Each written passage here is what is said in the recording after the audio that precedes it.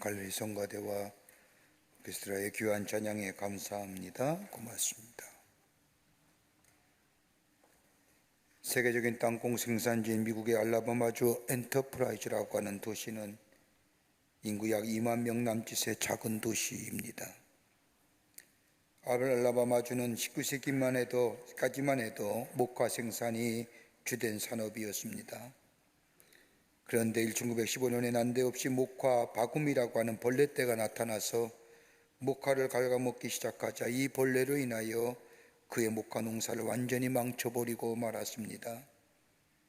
목화 재배 때가 되면 수많은 일꾼들이 모여들어 그 작은 도시가 웅성웅성거렸는데 목화 바구니라고 하는 작은 벌레로 인하여 그 많던 일꾼들은 다 어디론가 떠나버리고 도시는 마치 유령의 도시처럼 되어버렸습니다.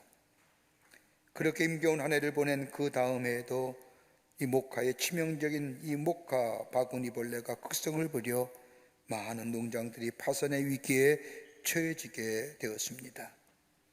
병들고 굶주린 사람들이 생겨나기 시작하며 도시 전체는 목화 바구니라고 하는 작은 벌레로 인하여 황폐화되어 가자 알라바마주의 목사님들과 교회의 성도들이 교회에 모여 기도하기를 시작했습니다.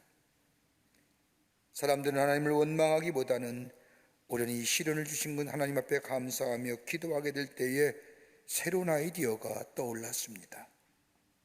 목화 농사만 지으면 벌레가 오니 목화 농사 대신에 땅콩을 심기로 한 것입니다.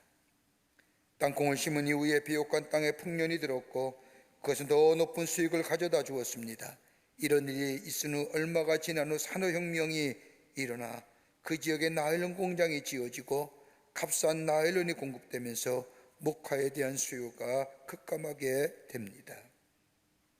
만약에 목화 농사를 고집했더라면 더 큰 어려움에 봉착했을 수밖에 없었지만 목화 바굼이라고 하는 조그만 작은 벌레가 목화 농사에서 땅콩 농사로 전환하게 만든 계기가 되어 새로운 산업의 도시로 성장할 계기가 되었다는 겁니다.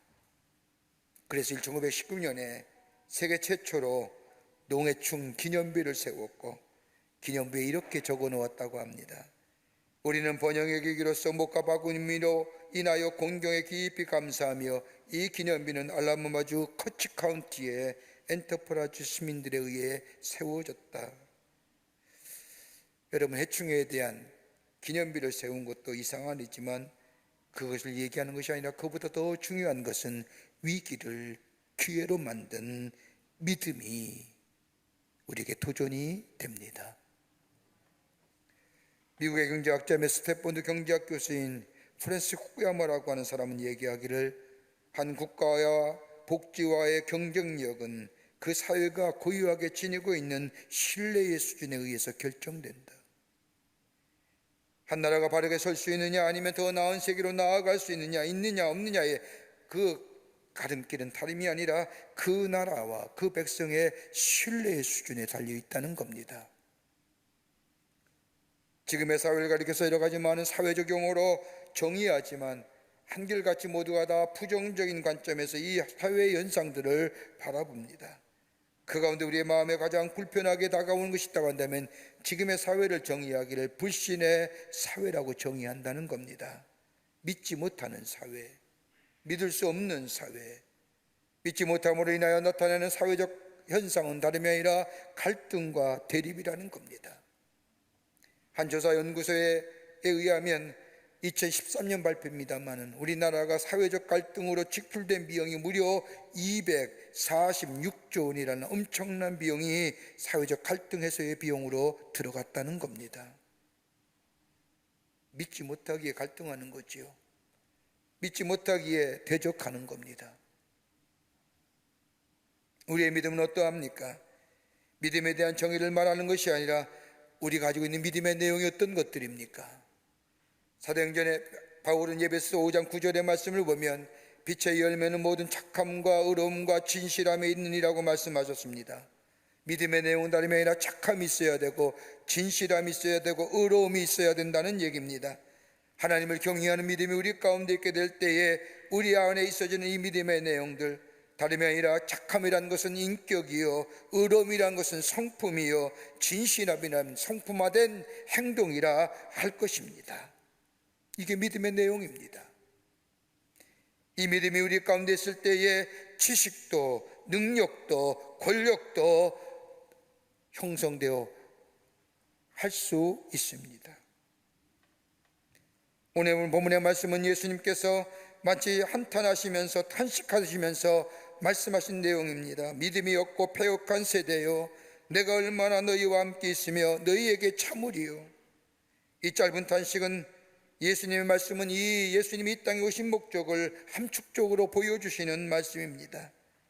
예수님이 이 땅에 오신 목적은 다름이 아니라 인류를 구원하시기 위해서 죄로 말미암아 멸망당할 수 없는 우리들을 위해서 예수님이 인간의 몸을 지고 이 땅에 오셔서 우리의 죄가를 대신하여 십자가에 달려 돌아가시고 그를 믿는 자마다 구원해 주시는 이 놀라운 구원의 역사. 그런데 이 구원은 어떻게 이루어지느냐? 다름이 아니라 예수가 우리의 죄를 위하여 십자가에 달려 죽으신 것을 믿게 될 때에, 믿음이 우리 가운데 있을 때에 구원의 역사가 일어납니다. 믿음은 내가 갖고자 해서 얻고자 해서 얻어지는 것이 아니라 그러기에 주어지는 겁니다. 하나님이 내게 주어야 할지니 이 믿음이 우리 가운데 있어지게 됩니다. 그러기에 믿음을 가리켜서 하나님이 주시는 은사라 이야기하는 이유가 여기에 있습니다. 그러기에 믿음은 받아들이는 것이요, 수용하는 것이요, 믿는 것이요, 이 믿음을 지켜나가는 것뿐만 아니라 키워나가는 것이 바로 우리의 목이라 할 것입니다. 그러기에 오늘 예수님은 제자들에게 내가 얼마나 참아야 되겠으며 얼마나 너희와 함께 있어야 믿음의 사람이 되겠느냐고 질책하신 말씀이 바로 이 말씀입니다. 오늘 본문의 말씀을 좀 더 쉽게 이해하려고 하면 이 말씀의 배경이 어떤 것인가를 좀 알 필요가 있습니다. 오늘 본문의 말씀은 공관복음서에 공이 기록된 말씀입니다. 특별히 우리가 이 누가복음의 말씀보다 마가복음에 좀 더 자세히 기록되어져 있습니다. 예수님이 십자가의 대속의 죽음을 앞에 두시고 제자들과 함께 저 산에 올라 기도하러 올라가십니다. 베드로와 야고보와 요한을 변화산이라는 산으로 올라가셔서 지내고 있는데 산 밑에 있는 9의 다른 제자들은 산 밑에서 예수님을 기다리며 졸고 있었습니다. 변화산에서 놀라운 역사를 바라본 경험한 제자들, 베드로는 그곳에서 예수님과 모세와 엘리야를 보면서 여기서 집을 짓고 여기서 거하자 할 때에 내려가자 얘기하시는 예수님의 모습들, 아침이 되어 예수님께서 제자들과 함께 내려오시는 바로 그 시간에 하나의 사건이 일어납니다. 어떤 아버지에게 귀신 들린 아들이 있었습니다. 이 아들은 오늘 성경의 표현대로 하자면 불에 뛰어들어가기도 하고 때로는 물에 뛰어들어가기도 합니다.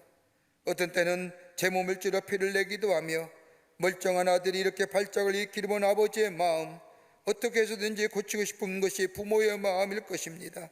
그러기에 아버지는 아들의 병을 고치고자 백방으로 수고합니다. 용하다는 의원은 다 찾아가 봅니다. 그러나 고칠 수가 없었습니다. 그러던 가운데 아버지 귀에 번쩍 뜨이는 소문이 들려왔습니다. 예수님께서는 어떤 병이라도 고칠 수 있다는 소문입니다. 귀신 들린 아들된 아버지는 이 소문의 기대를 가지고 아침 일찍 예수님의 계신 것을 수소문하여 찾아옵니다. 그런데 예수님은 변화산에 올라가시고 안에 계십니다. 제자들만 상기스게 옹기종기 모여 앉아 있는 겁니다. 예수님을 만나서 아들의 병을 고치기를 원했던 이 아버지, 예수님이 안에 계시기에 대신에 제자들에게 자신의 아들의 병을 고쳐달라고 부탁을 합니다. 이런 부탁을 받은 예수님의 9 제자들, 이 아버지가 아무리 부탁했다 할지라도 적어도 제자라고 한다면 이렇게 말해야 되는 것이 아닐까요? 우리 선생님 예수님이 곧 내려오십니다. 어제 기도하러 저 산에 올라가시는데 이제 아침에 됐으니 내려오실 겁니다. 예수님이 내려오셔서 기도하시면 아들의 병은 나을 수가 있습니다. 그러니 좀만 기다려 주십시오. 그런데 이렇게 얘기하면 얼마나 좋았을까요? 그런데 그렇지 않았습니다. 오늘 우리가 읽은 누가복음 9장 40절의 말씀을 보면 당신의 제자들에게 내 쫓아주기를 구하였으나 그들이 능히 못하더나이다 라고 하는 이 말씀은 아마 아버지가 예수님에게 내 아들의 병을 고쳐달라고 요구했을 때 제자들이 기도했을 겁니다. 나름대로 자신의 사람들, 자신을 예수님의 제자임을 다른 사람에게 알리기 위해서라도 그 귀신 들린 아들을 붙잡고 기도했을 겁니다. 예수의 이름으로 명하노니 귀신아 나아가라. 예수 이름으로 명하노니 썩 물러가라. 아무리 소리치고 소리쳐봐도 아무런 소용이 없습니다. 아이는 더더욱 귀신에 눌려 더더욱 소리 지르며 발악을 합니다. 이를 인하여 아버지가 낙심하고 있을 때, 그뿐 아니라 제자들은 말할 수 없는 부끄러움을 당하고 있을 때에 예수님의 산에 내려오셔서 이 광경을 목격하시고 제자들에게 묻자 자초지종을 얘기하며 아이들의 병을 고쳐달라 할 때에 예수님께서 오늘 마가복음 말씀을 보면 할 수 있거든요. 무슨 말이냐? 믿는 자에게 능히 하지 못할 일이 없느니라고 말씀하시며 아이들의 병을 고쳐줄 뿐만 아니라 누가복음 9장 41절의 말씀을 보면 좀 다른 관점에서 믿음이 없는 세대요, 내가 얼마나 너희와 함께 있으며 너희를 참으리 하며 제자들의 믿음 없음을 책망하시며 이 말씀을 맺고 있는 것을 보게 됩니다. 정작 우리에게 지금 시대에 필요한 게 뭘까요?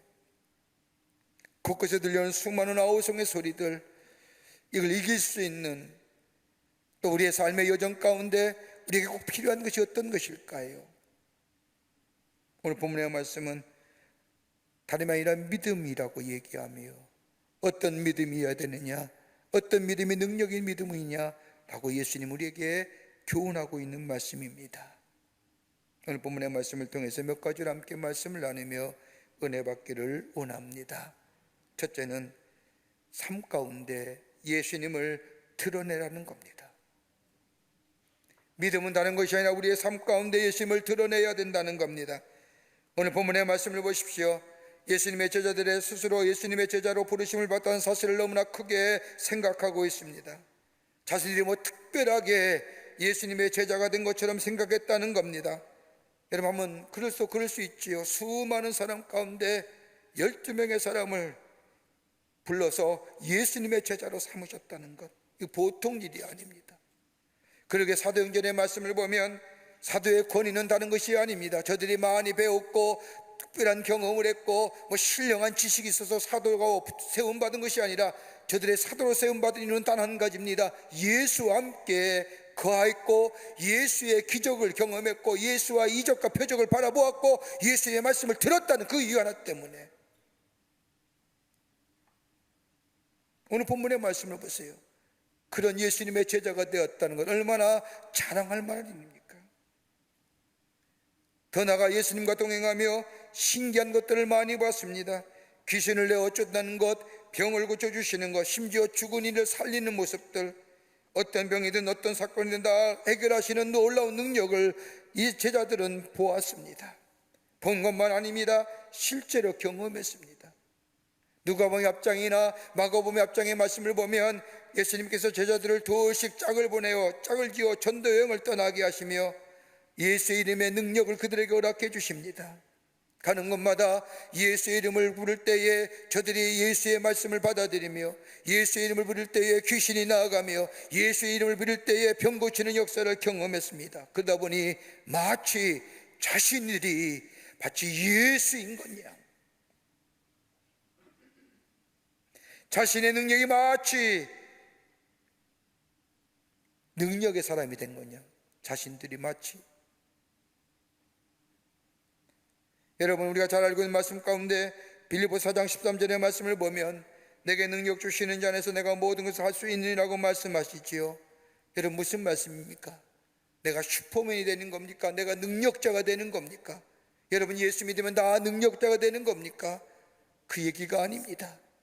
예수가 내 안에 계시어 예수가 내 삶의 주인 될 때에 예수님께서 나를 통하여 예수 그리스도의 능력이 나타난다는 겁니다. 내가 능력자가 되는 게 아닙니다. 하나님의 능력이 내 안에 계시고 예수 그리스도의 능력이 내 안에 들을 때에 내 안에 역사가 일어나는 겁니다. 말을 잘하고 지식적으로 예수에 관하여 또는 하나님에 관하여 많은 아는 것과는 상관이 없습니다. 그것이 하나님의 능력의 역사를 일으킨 것이 아니라 예수가 내 안에 계시어 나의 삶의 주인 되어 주실 때에, 그래서 나의 삶을 통하여 예수 그리스도가 살아계심이 증거되어질 때에 역사가 일어나게 됩니다. 사도행전 19장의 말씀을 보면 우습기도 하고 재미난 이야기가 하나, 사건이 나옵니다. 사도 바울은 예수의 이름으로 놀라운 역사를 일으킵니다. 바울의 손으로 희한한 일을 행하게 하시는 하나님, 그가 손을 얹을 때마다 병든 사람의 병이 낫고 악한 귀신 들렸던 사람이 악한 귀신이 나가고 어떤 사람은 죽은 자 가운데서도 일어나는 역사를 일으키죠. 그러자 바수라는 이 유대한 사람이 이 바울의 이 모습을 보고 저거 잘 이용하면 내가 돈을 벌 수 있겠다 생각하고 병든 사람 바울처럼 악한 귀신에 들린 사람, 병든 사람에 찾아가면서 손을 얹고 예수의 이름으로 이야기하자. 한 귀신 들린 사람이 귀신이 얘기합니다. 내가 예수도 하고 바울도 아는데 넌 누구냐? 난 예수도 알고 바울도 아는데 도대체 너 누구기에 예수의 이름을 부르느냐? 여러분 기억하세요. 자신의 이름을 드러내고자 하는 하나님의 능력의 역사가 일어나지 않습니다. 오늘 제자들의 무능화된 모습 가만히 보세요. 다른 이유가 아닙니다. 얼마 전에 경험했던 그 경험 가지고 그 능력이 마치 자신의 능력이랑 예수의 이름을 드러내기보다는 자신의 모습, 자신의 일들을 드러내고자 일하려 했던 저들, 그렇게 무능하게 되고 부끄럽게 된 거예요. 요한복음 15장의 말씀을 보면 포도나의 비유가 나옵니다. 여러분, 가지가 잘라서 열매가 맺어지는 겁니까? 아닙니다. 가지가 아무리 잘나고 예쁘다 할지라도 나무에 붙어있지 않으면 열매를 맺을 수 없는 같이, 반대로 아주 형편없는 가지라 할지라도 그 가지가 나무에 붙어있게 될 때에 열매를 맺어지는 것처럼 우리의 삶이 예수께 붙인 삶, 내 삶의 주인은 예수님이십니다. 예수가 나의 삶의 주인이십니다 라고 고백하며 예수 안에, 그리고 나를 인하여 예수가 드러나는 인생의 삶이 되어질 때에 그게 놀라운 역사가 일어나며 그 믿음 안에는 실패 없는 하나님의 백성의 삶으로 살아가게 되는 줄 믿습니다. 두 번째는 믿음의 실제화가 있어야 됩니다. 오늘 우리가 읽은 본문의 말씀은 공감모험서에 공이 기록된 말씀입니다. 마태복음 17장 14절부터 21절 말씀과 마가복음 9장 14절부터 29절의 말씀과 누가복음 9장 37절부터 43절의 말씀, 공이 기록되어 있는 말씀인데 이 세 복음서의 말씀을 가만히 읽다 보면 각기 전하고자 하는 내용이 조금씩 다릅니다. 마태복음 17장 14절부터 21절의 말씀을 보면 예수님께서 이 사건, 이 역사를 일으킨 후에 뒤에 보면 무슨 말씀하느냐? 겨자씨만한 믿음에 관해서 말씀하십니다. 마태복음 10장 20절의 말씀을 보면 너희가 만일 믿음이 한 겨자씨만큼만 있으면 이 산을 명하여 여기서 저기로 옮기라 하여도 옮길 것이요, 적은 믿음이라 할지라도 능력의 역사가 일어난다는 겁니다. 산을 옮길 만한 역사가 일어난다는 겁니다. 마가복음 9장의 말씀을 보면 예수님은 이 귀신 들린 아들을 고쳐준 후에 말씀하시죠. 할 수 있거든이 무슨 말이냐? 믿는 자에게 능치 못할 일이 없느니라. 믿음을 강조하십니다.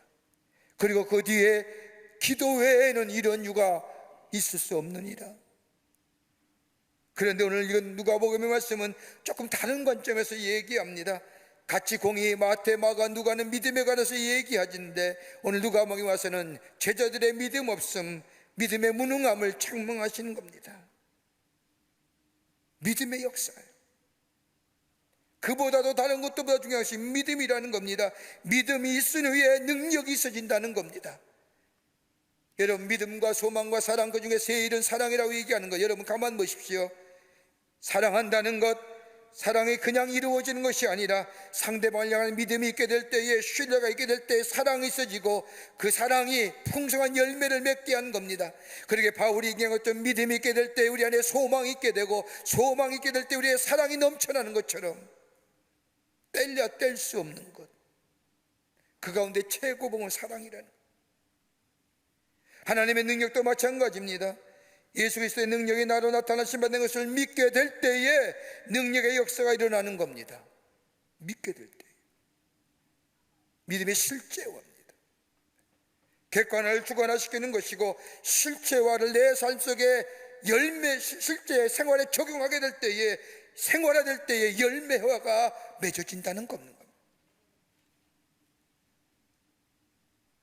21세기 사회를 가리켜서 정보와 과학의 사회라고 말합니다.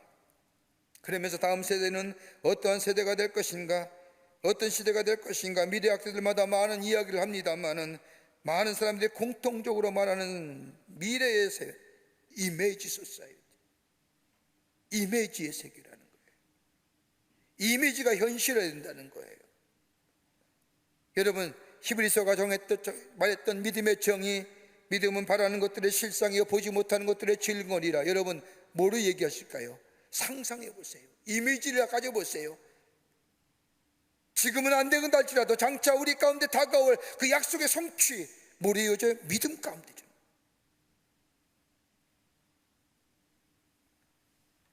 믿음의 실제화가 있는 겁니다. 오늘 제자들의 무능한 모습은 다름이 아니라 제자들의 믿음이 없었습니다. 하나님을 향한 믿음이 사라졌습니다. 예수님께서 행하신 객관적인 사실에만 관심을 가지고 있었지, 이 놀라운 기적의 능력의 역사가 예수의 안에서 자신들에게 이루어진다는 사실을 믿지 못했습니다. 사실화, 객관화시키는 건 좋아했지만 자신의 삶에 실제화시키지 못한, 적용시키지 못했다는 겁니다. 그러게 뭐예요? 기도가 없어진 거예요. 기도의 능력이 사라진 거예요. 믿음이 있을 때 기도할 수 있고, 기도하기에 믿음이 증가하며, 기도 없는 믿음은 지식에 불과하고 자기 신뢰에 불과한 겁니다. 자주 드리는 말씀이지만, 사무엘에게 기름 부어 이스라엘의 마지막 사사여 제사장을 기른 엘리 제사장의 모습을 보십시오.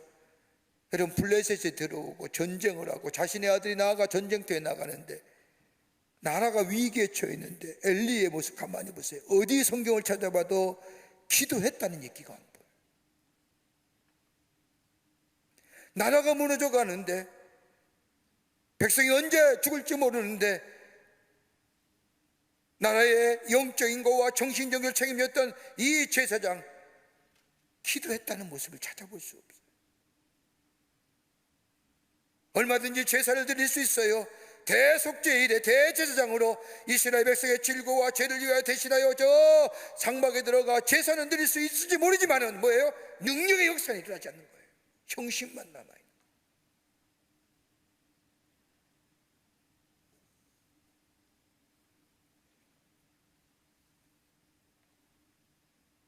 예배는 드릴 수 있죠. 기도가 없잖아요. 믿음이 없이는 기도할 수 없는 거예요.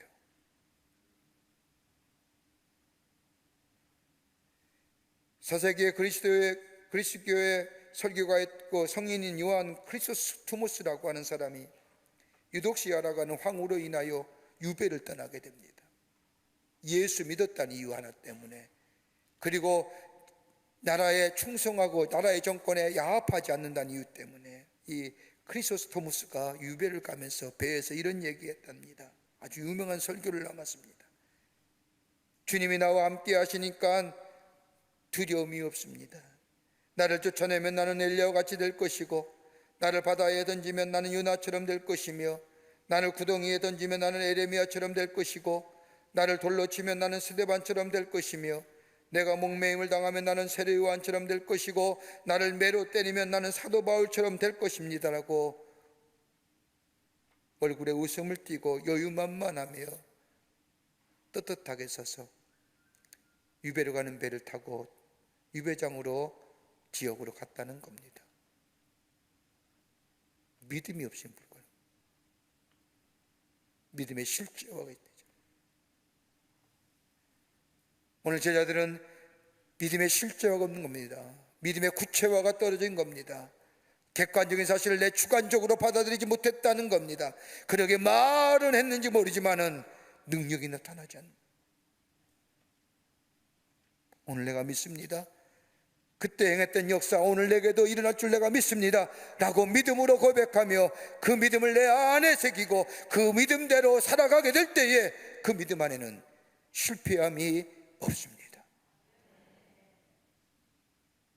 그리고 오늘 주님은 제자들의 그 믿음 보시고 한탄하시는 거예요. 믿음이 없는 세대요, 패역한 세대요, 내가 얼마나 너와 함께하리요.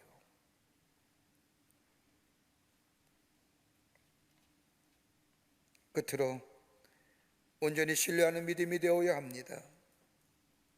온전히 신뢰해야 됩니다. 오늘 본문의 말씀은 기록되지 않았지만 마가복음의 말씀을 보면 제자들이 병에 걸린 아이들을 위하여 기도합니다. 아무리 기도해도 아이에게서 귀신이 나가질 않습니다. 분명히 아이를 고치기 위해서 서로는 꼭 기도했습니다. 과거에도 했듯이 예수의 이름으로 명하노니 악한 귀신아 나가라 수십 번 소리쳤을 겁니다. 아무리 소리쳐도 아이에서 귀신이 나가질 않습니다. 여러분, 그 앞장에 마가복음 10장의 말씀을 마가복음 10장의 말씀을 보면 예수님께서 제자들을 둘씩 짝지어 전도하러 내보내십니다. 전도하러 제자들을 내보시면서 예수님께서 제자들에게 귀신 내어쫓는 능력을 주십니다. 그리고 병 고치는 능력도 주십니다. 둘씩 짝을 지어 전도 여행을 떠난 제자들, 사람을 만날 때마다 하나님의 나라의 복음을 전할 때마다 놀라운 역사가 일어납니다. 그뿐 아니라 전도하러 가는 도중에 병자를 만났습니다. 기도하니 병자가 나은 겁니다. 정신적으로 업당하고 괴로운 사람들에게 예수의 이름을 명하게 될 때에, 그리고 기도하게 될 때에 귀신이 나가는 놀라운 능력을 경험했습니다. 엄청난 일입니다. 이렇게 놀라운 역사와 능력을 경험한 제자들, 전도여행에 돌아와 예수님께 보고하기를, 예수님 굉장했습니다. 우리가 주님의 이름으로 명령하니 귀신들이 벌벌 떠매다 항복하나이다라고 그 벅찬 감격, 벅찬 강험들을 예수님 앞에 보고합니다. 그 일이 있은 지 얼마 안 지나는 거예요. 아직도 그 여운이 제자들의 마음속에 있습니다. 내가 예수의 이름으로 명했더니 귀신이 나가고, 예수의 이름에 명했더니 병이 고쳐지며, 예수의 이름을 명했더니 많은 사람들이 예수의 말씀을 듣고 복음을 받아들인 역사, 그 흥분, 그 놀라운 일들, 그 경험, 그 성공들.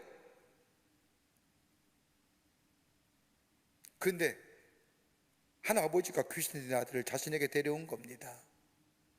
기도해달라는 겁니다. 여러분 같으면 했겠습니까? 안 하겠습니까? 하지요. 왜요? 며칠 전만 해도 기도의 역사가 일어났는데. 그런데 안 되는 거예요. 역사가 일어나지 않는 거예요. 과거의 성공은 기억했는지 모르지만 성공의 원인을 잊어버린 거예요. 형상만 기억하고 있지 본질을 잃어버린 거예요. 놀라운 기적과 이적의 본질은 자신들의 능력과 자신들의 외침이 아니라 예수였다는 사실을 잊어버린 거예요.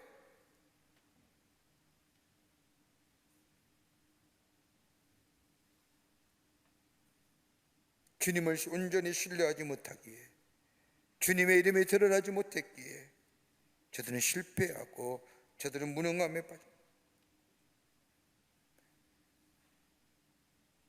주님을 온전히 신뢰하는 믿음.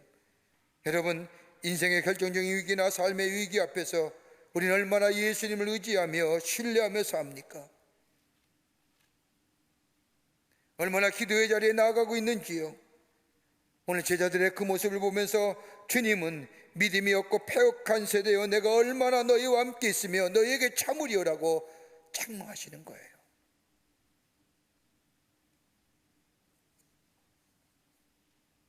여러분, 능력은 하나님께로부터 오는 겁니다. 내 지식과 경험이나 그 어떤 세상의 것으로부터는 오지 않습니다.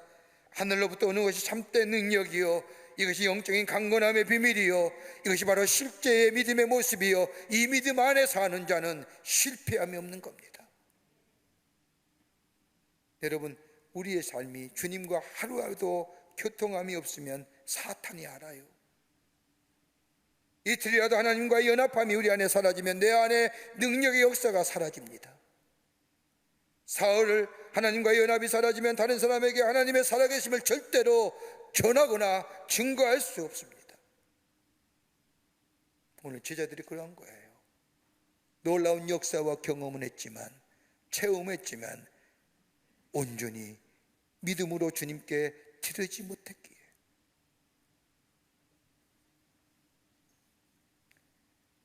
그리스도의 삶은 다름이 아니라 하나님을 드러내는 삶이요, 하나님 우리의 삶 가운데 드러낼 뿐만 아니라 믿음 안에서 예수의 거룩한 습관을 담아 기도하며 나아가는 삶이요, 그리고 거룩한 영의 인도함 받는 삶이 될 때에 그 믿음 속에 실패함이 없고 우리의 삶 속에 풍성함의 역사, 하나님이 살아계심을 증거하는 복된 하나님 나라의 백성의 삶으로 살아가게 되는 줄 믿습니다.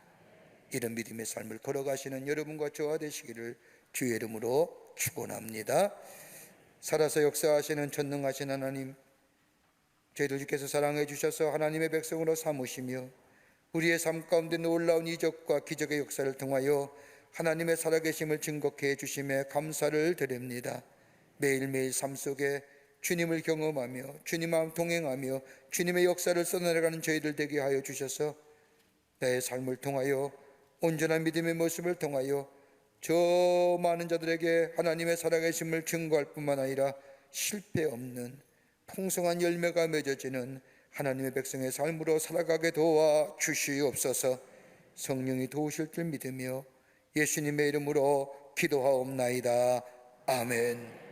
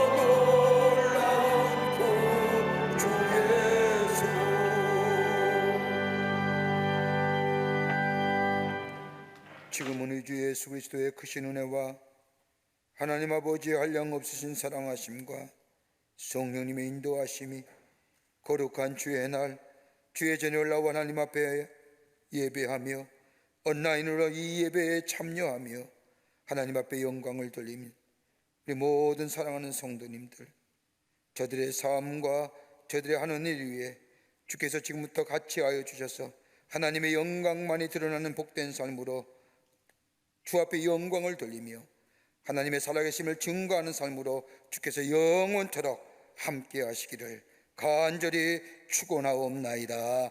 아멘.